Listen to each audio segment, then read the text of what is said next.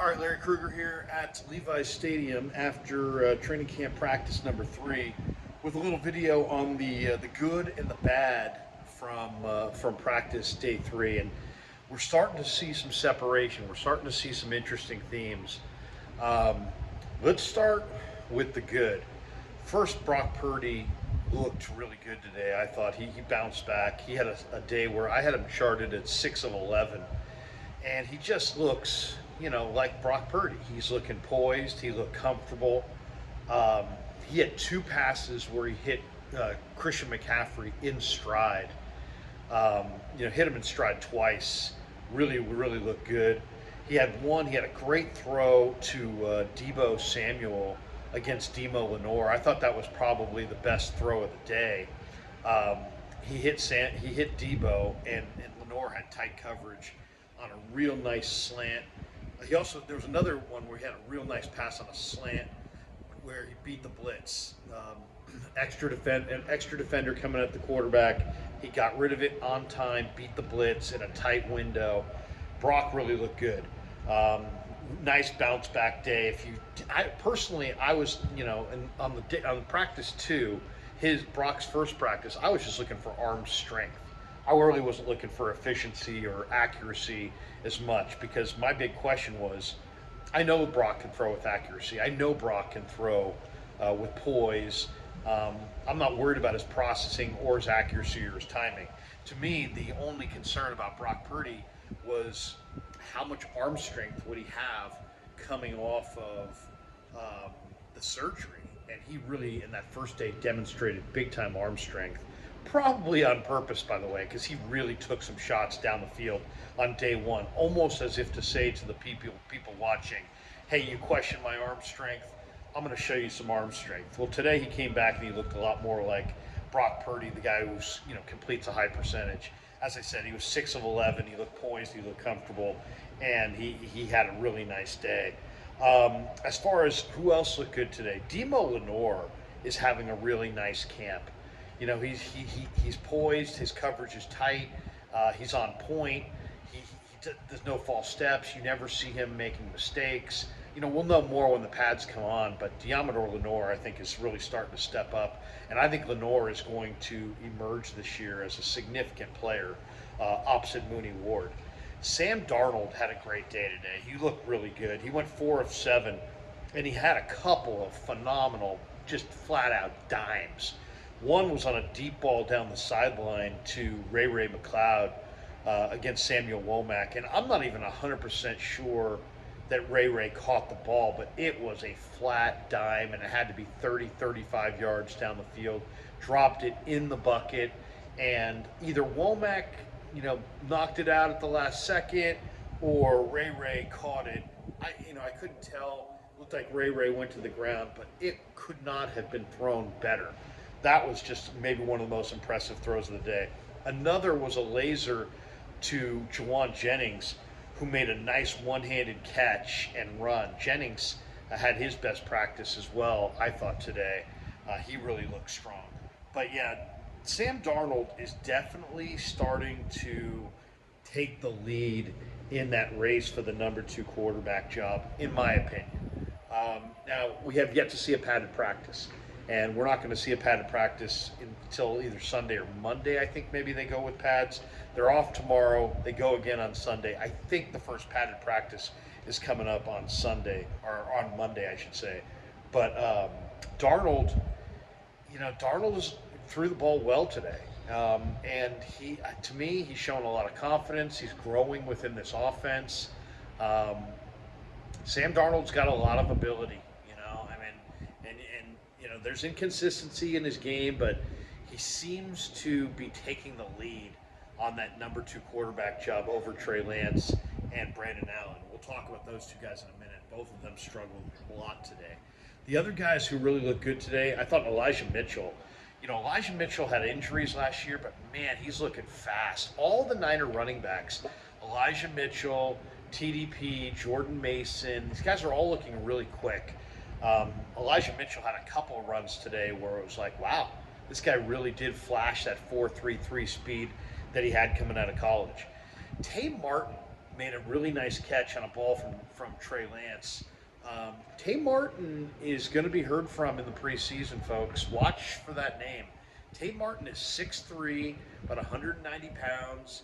He's in great shape. He's put on upper body strength. This guy is a real receiver. He was good at Wazoo. He was better at Oak State. I'm a big fan of Tay Martin. I just really believe in his ball skills. The question I have is, can he separate from NFL corners? But now he's in tip-top shape. And this is go time for his career, and you can tell he's taking advantage of it. So if there's a receiver that you need to watch for this summer, it's Tay Martin. Tay Martin is he's a red zone threat. He's got great hands, great ball skills.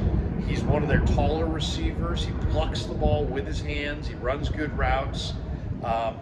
He looks noticeably better than what I saw a year ago.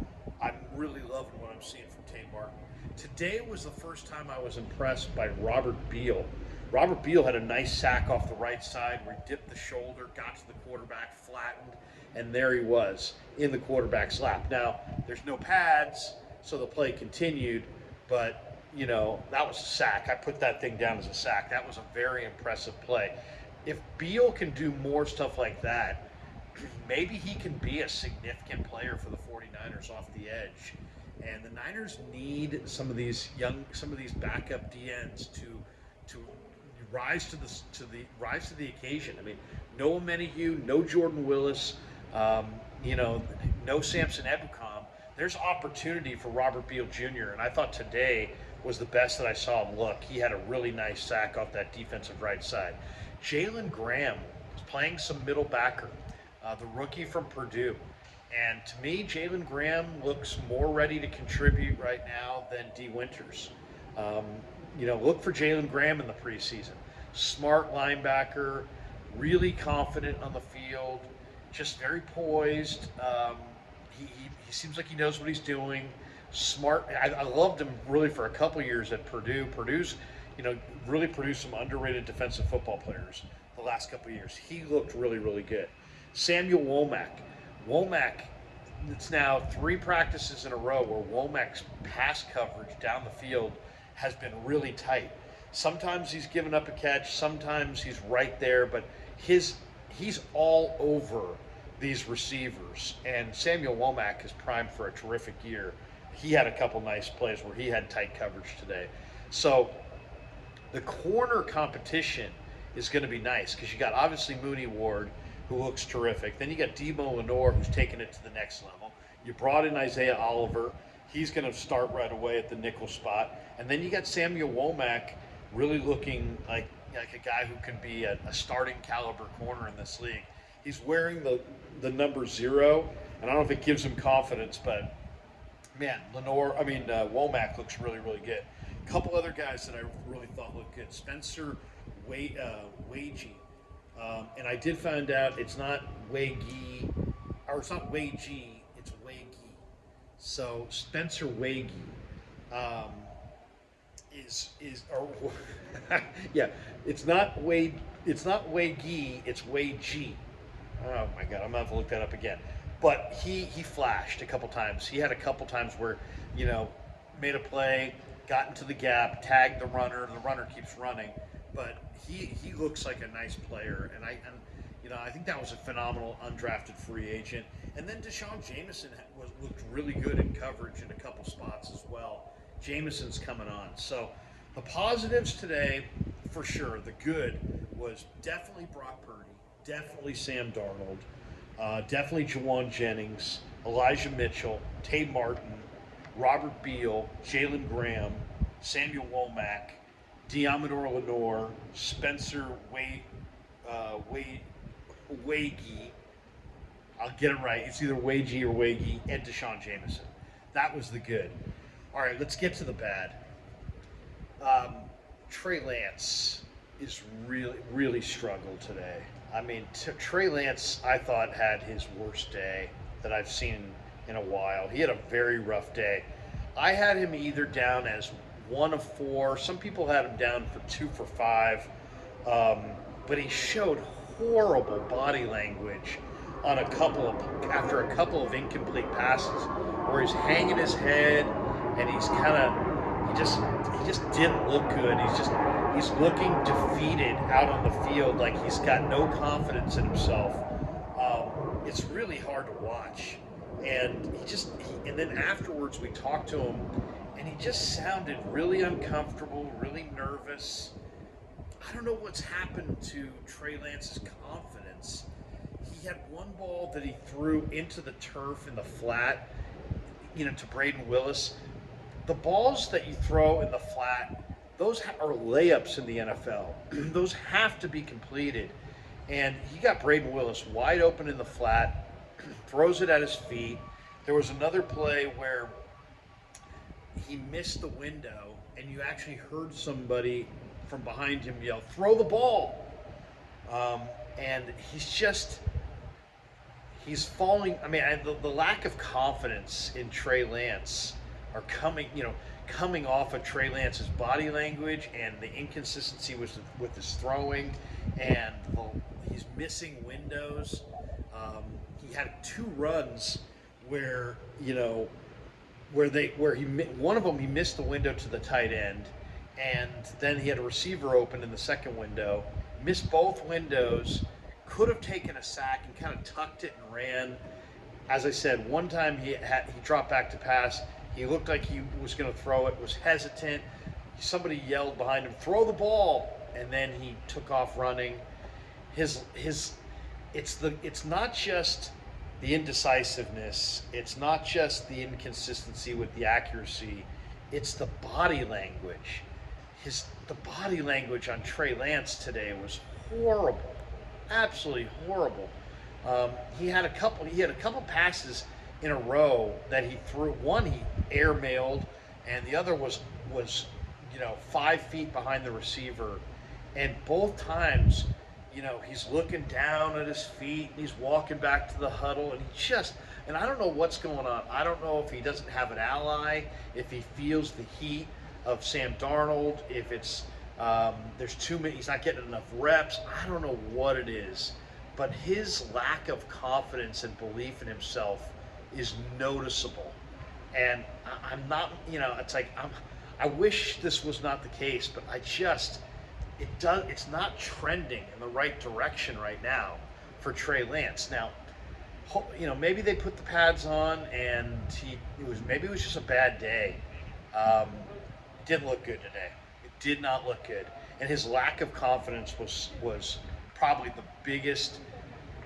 He looks like a guy who's questioning himself and is losing his confidence. And I'm not sure exactly why, if he's not being supported, or if he senses there's expectations, or if this is just, if he's just not the guy. I'm not really sure. But today the body language was that of a defeated guy, and that was not good to see. Other negatives today: Ty Davis-Price had a fumble. Was standing there right in front of Frank Gore. Frank Gore started shaking his head like, "Man, you cannot fumble on." He got past the line of scrimmage, got to the second level, and somebody popped it out.